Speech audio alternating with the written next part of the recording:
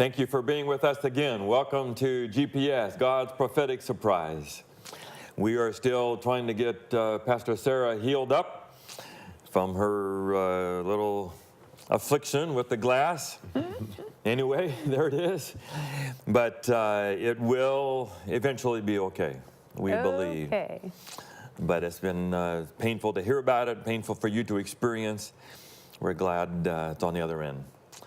So anyway, Jon Paulien, Pastor Sara, and I'm Dan Smith, and we're here, and we're in Revelation 6. If you're new to us, we do Revelation. We've been going through verse by verse, 50 shows or whatever already, and we are at Revelation 6. This is hopefully the last show on the 5th seal, on the martyrdom, the how long the seals, and then next week we'll try to go to the 6th seal with all the dark day and the moon and the stars falling and all of that.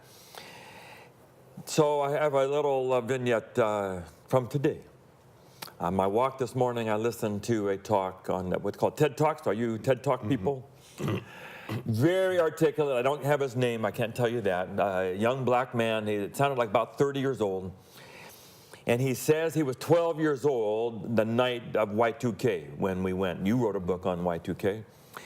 And it was in a Baptist church, but it could have been ours. I mean, it sounded pretty Adventist.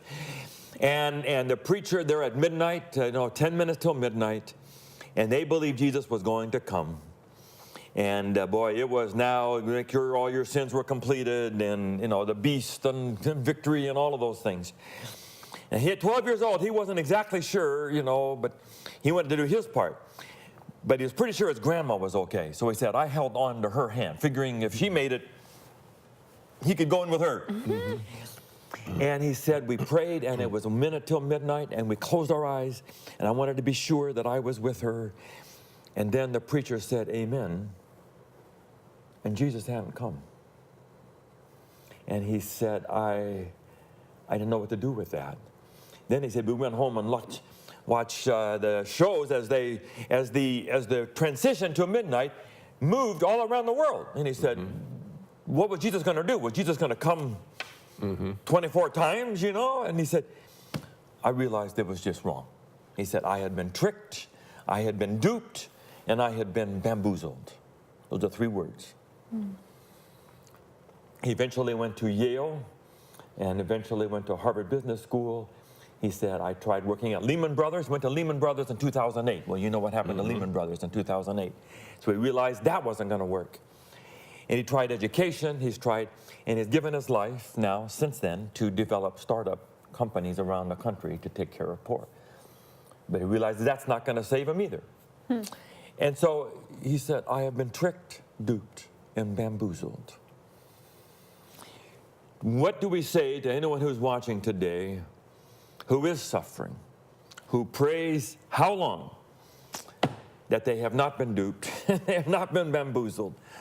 That while we got through that Y2K night without it happening, it is going to happen. There will be a time when wrongs will be made right, when the wrong people who have suffered will be avenged. Any answer to that? We're still Adventists. We still believe it's going to happen. Well, let me speak in favor of judgment. Judgment is not always the most popular concept, but the reality is if you look at life as we experience it, it's a mess. Nobody would want to live forever exactly with what we have to put up with here. Yeah. Evidence 1 foot down here. Yeah, it's a mess. So 2 things need to happen. First of all, there has to be a sense that what we're doing matters. And if you're a mother that gets up at 3 in the morning to nurse a crying child and so on, does that matter? Does sweeping the floor matter? Does painting a house matter? All these little things that we do, do they matter? And judgment says yes. If even a cup of cold water is given to a child, it'll be remembered in the judgment. So judgment says positively that everything you do that's of goodness will be remembered, will be rewarded, will have a corresponding consequence. But judgment also says that all the bad things that happen, they'll be one day overturned. And we need that too. So judgment tells both of those. So when it's saying here, how long, O Lord, will you be not judging? They're saying, how long do we have to have this futility that nothing we do really matters? How long are the bad ones going to be on top of us and messing everything up and undoing all the good, etc.? How long? When is that going to stop? And God says, it's going to stop. Will all wrongs be clarified? My mother had a little saying whenever she would walk into the room and there had been some terrible thing happen, and she could not ferret out in the stories who did wrong or right, because she wasn't there. She would say, it'll come up in the judgment. You may fake me tonight, but someday it will be made clear. Well, you asked the question, what do you tell somebody that just says, generation after generation, it never happened? The New Testament answer is, yes, it did happen. It happened once in history that everything was turned around. And that moment was the resurrection of Jesus. When Jesus was raised from the dead, the terrible thing that happened to him on the cross was undone. All the negatives that happened there are now positive. Reversed. Everything that he did mattered. So Jesus was the first human being judged in the complete sense, both negatively and positively, and it all came out all right. And the promise of the New Testament is that because Jesus was raised, we'll be raised too. His vindication will become ours. So the New Testament is less concerned when it will happen than that it will happen. But here, there is a time. Yeah. How long do we have to keep waiting for this? So when you're running into people saying how long, what do you do? Can you absolutely convince them it's worth waiting? No, you can't. But you can only tell what Jesus has done for you. And if he has provided meaning and purpose in your life and given you a hope that one day all the messes will be unraveled, that's a testimony of what he can do for them too. I think that's where personal experience comes in, because I think we all try to buy off someone else's religious experience or spirituality, and when it's someone else's, it's a lot more terrifying and distant, and when it's your own, then you, I think, have the patience to get through things, and I think that's significant in some senses when it comes down to stuff like this. Like, you have to have your own journey through it. Is there any room for God working out some avenging now, or is it all at the end? Does God look at people who suffer and at times make it up to them even here and now? Well, we know that he sometimes does intervene. You know, we think of the flood story. We think of the she-bears, you know, of Elisha and so on. There are times when God does intervene to deliver his people. Gideon, you know, and the Midianites, etc. So Saddam Hussein ends up, whatever he did to others, got it to himself. I mean, is there some balance here at all, or is we can only look forward to an eschatological last day adjustment? Well, here's the thing. I think if God could fix this all by decree, he would. So the question is, why is there in Revelation 5 a job so difficult even God can't do it, opening the scroll? So that tells us that God is to some degree bound by circumstances. And what is that circumstance? The circumstance is that he has created everyone free. And everyone, if you're free to love God, if you're free to serve God, you're also free to rebel. And when someone rebels, God could come in and knock them off, you know? But then everyone else would say, oh, you know, if you say anything against God, do anything against God, then you get knocked off, you know? So God is just up there and do it my way or else. God wants people to freely choose that way because it's the best way for them. Yes. And that's what we're waiting for. And that takes time. It takes time. It takes time to make that case. It takes time for people to really see that doing dumb stuff has consequences. You know, some of us, when we hit 50 or 55, have learned a little bit that, some of that dumb stuff does get you into trouble, you know? Never. Some of us haven't. Still waiting, huh? And all of this trouble and all of this sin is a way for the whole universe at some point to say, whoa, that's not the way to go. That's right. And we're never going to let that happen again. One last question. I just, on a personal level, and anyone watching may wrestle with this too. Is it wrong to wish for some accountability, justice, consequences? Can you forgive people and still want something of consequence to happen to them? You know, they've been hurtful, they've hurt you, they've hurt other people. Catholic priests have hurt little boys. Okay, we forgive, but you need to go to jail for that. Or you need to be, I mean, there needs to be something. This student, we can forgive you, but you can't. We can forgive you, but you're probably not going to be married anymore because of how you've handled that. We can forgive you, but you can't be around children anymore because of what you've done. Because they have a vengeance. How do we balance forgiveness and vengeance? I'm looking at Sara on that one. I guess it's one of those things. It's like we often say that, you know, we want to be graceful to people and give people grace or the benefit of a doubt or whatever. And I think there's just interpretive differences, because for me, when I hear like I want to be grace-filled, doesn't mean just allow everyone to walk all over you, destroy other people, and automatically forgive and move on and pretend nothing happened, because that doesn't help anyone ultimately. Like, you need to hold people accountable and then journey with love with them as they heal. And I think that's the difference between what a lot of people view forgiveness or whatever. I think you can forgive someone, but unless the person's willing to receive that forgiveness, and if you're not really willing to let go of that either, you're not actually forgiving them. You're just kind of covering it up or taping it up and saying, I'm not acknowledging that it's bad. So I think there has to be a change to some extent.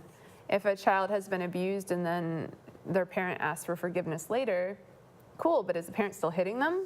You know what I mean? Like there's an accountability that needs to come through that, and I think that's where healing and growing with people and walking the journey with people in love is so important, especially within our church. When people are hurtful, give them grace, absolutely, but don't let them just walk around and destroy other people at the same time. It's very hard to know where the balance is.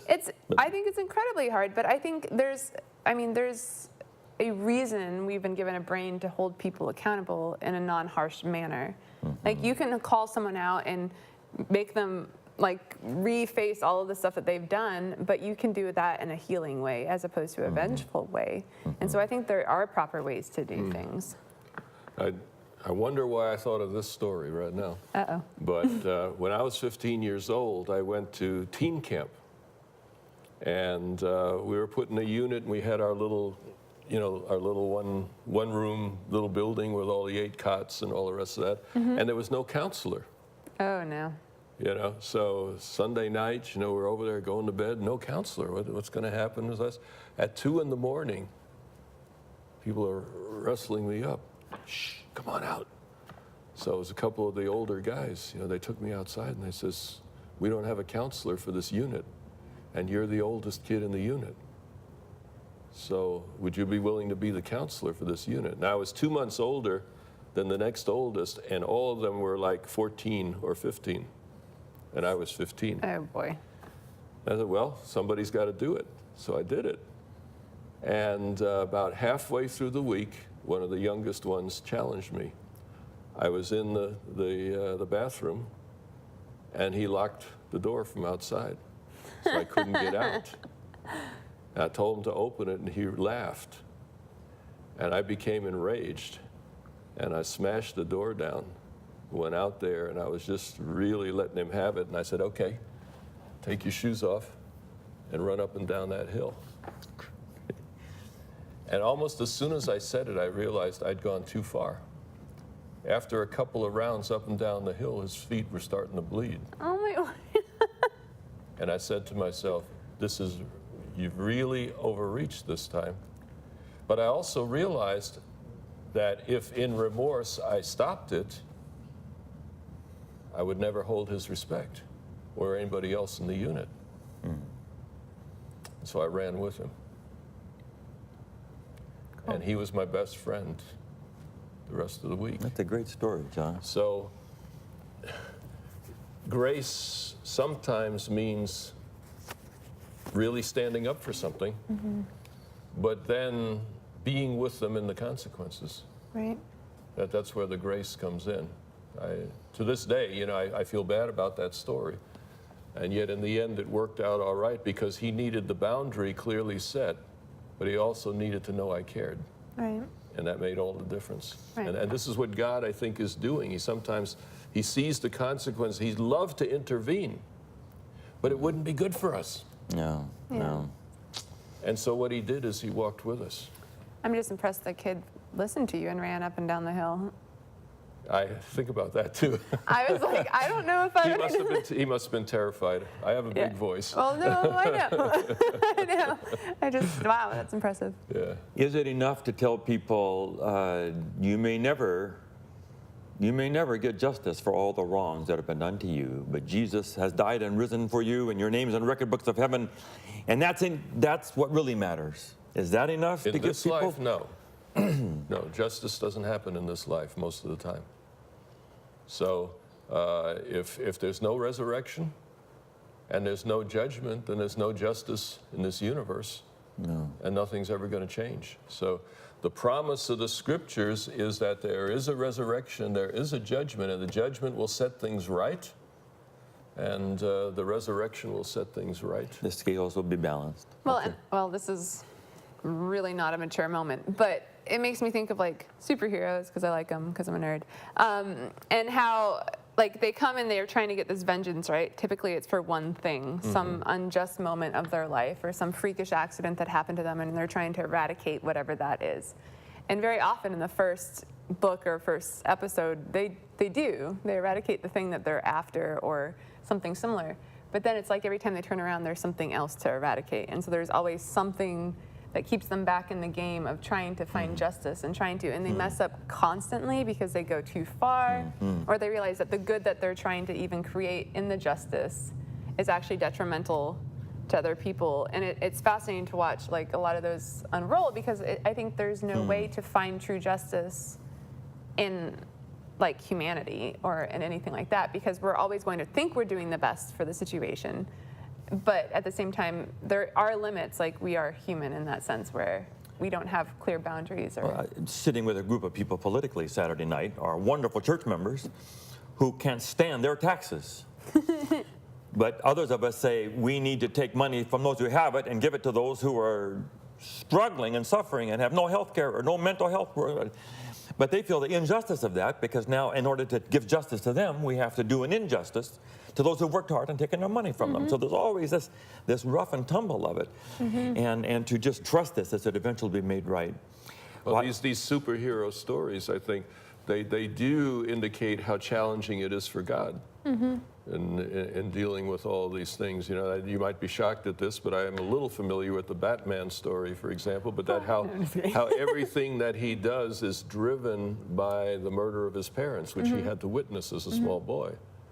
And because of that experience, he's trying to set right the whole city. And then all these weird things happen as a result of that. And you think about God and what he has to deal with. Well, there was actually a movie called Bruce Almighty, I think it was, and that illustrated that very beautifully, that here's a guy who says God's doing it all wrong, so God says, okay, I'll give you all my power for 5 days here in Buffalo, New York. Let's see how you do. And within 5 days, the city's in flames and everybody's fighting and stuff like that, and he says, I had no idea it was that hard to be God. Yeah, it is. But it's true. It's like balancing the justice. Like we see a piece of the picture, and I think to keep moving backwards. I mean, as a child, as a younger person, often I don't see the big picture. I just have the emotion of the now, and I want to fight the now.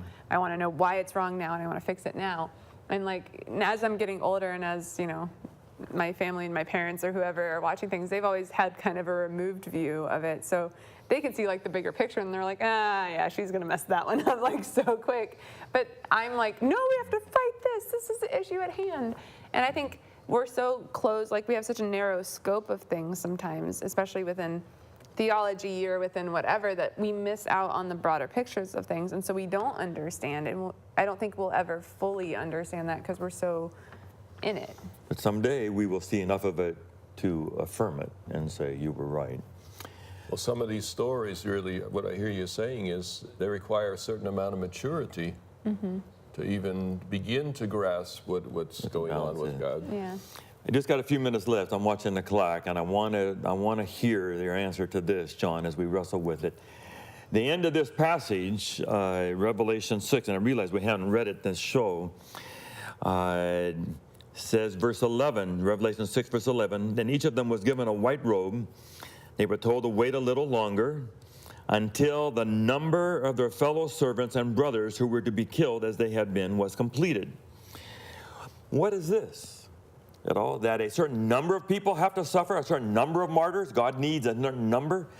I know that's part of Jewish, my little note here at the bottom from my study Bible said this was Jewish apocalyptic, is that they thought God's righteous reign could not begin until a certain number of martyrs had died. Why?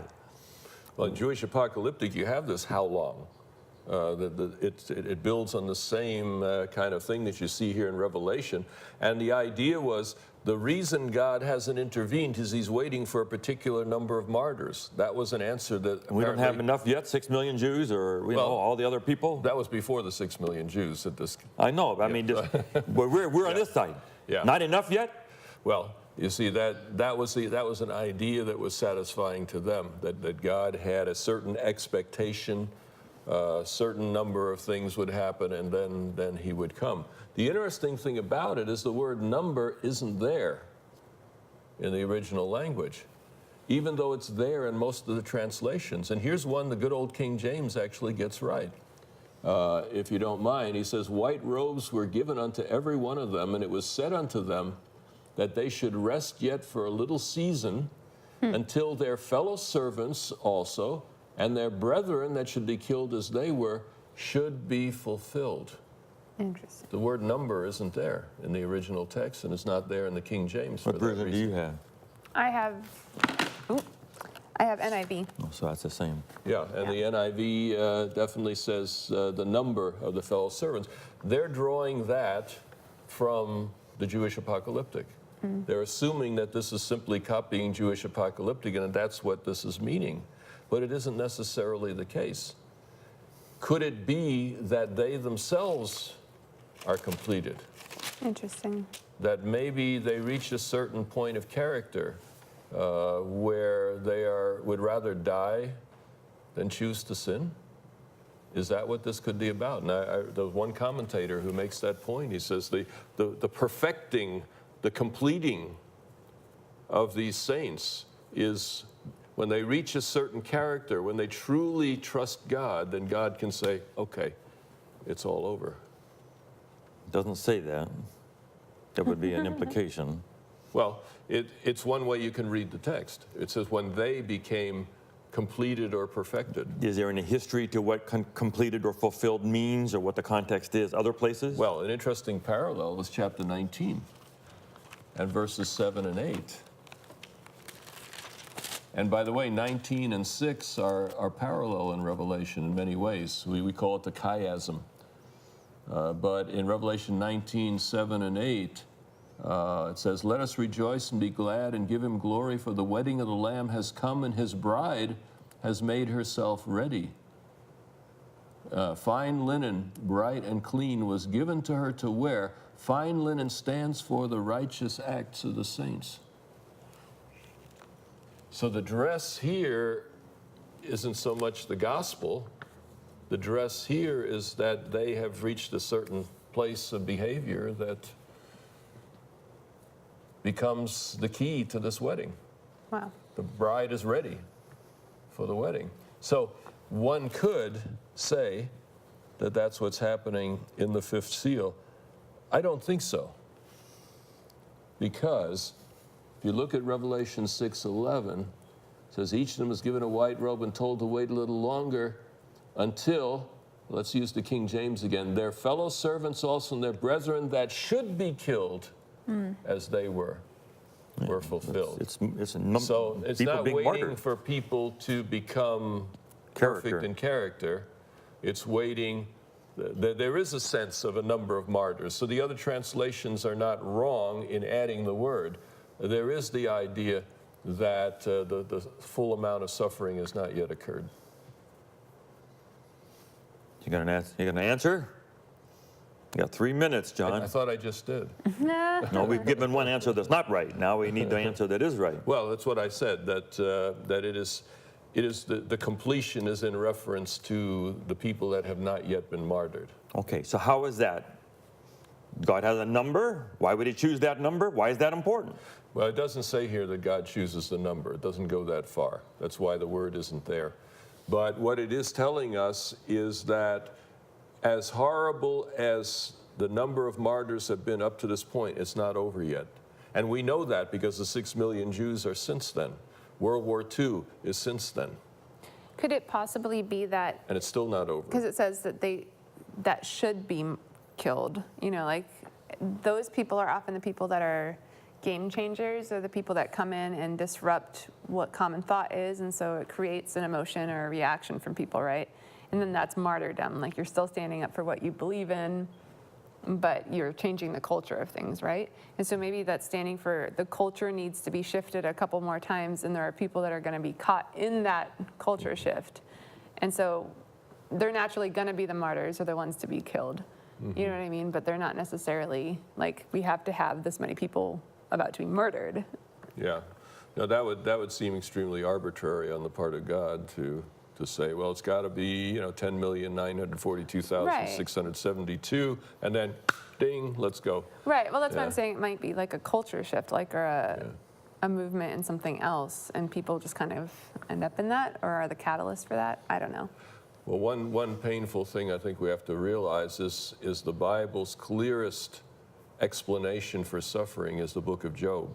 And the whole point of that story is that Job never learns why he suffered. Interesting. He simply learned that God could be trusted in the midst of suffering. That's all he learned. The book tells us why he suffered, but it never tells him, Right. you see, because that book is for us, and to realize that the answers to these kind of questions are not going to happen in this life. And you say, well, I can't stand it. I got to have answers. I got to have this now. And the answer the scripture says, I'm inviting you to trust me, to look at the evidence that I'm trustworthy. In the midst of all the suffering, in the midst of all the difficulties, I have left evidence in your life that I am with you, that I care, and that I can be trusted. And if you'll focus on that, that's what faith is all about. If you focus on the evidence of God's blessing in your life, you'll be willing to wait. You don't have to have all the answers. And one thing I've encouraged people to do is to spend time thanking God for all the good things in their life, because we forget. We forget to thank God for the air, for the cat and the dog, for the color of the carpet, for the beautiful sky today, the sunset yesterday. We forget to thank God for all these good things. But if we remind ourselves of that, it gives us a different attitude toward the waiting. But eventually there will be a time when it will all be clear. Enough suffering has happened, enough good things has happened, the drama is complete, and everyone knows it. So that's what they mean. Eventually, the drama will be complete. He's not saying that God has chosen an arbitrary number, Right. but eventually the drama will come to an end, and we'll say, we got it now, and it'll be safe forever. We got to go. We'll be back again to do the 6th seal. We hope you'll be with us.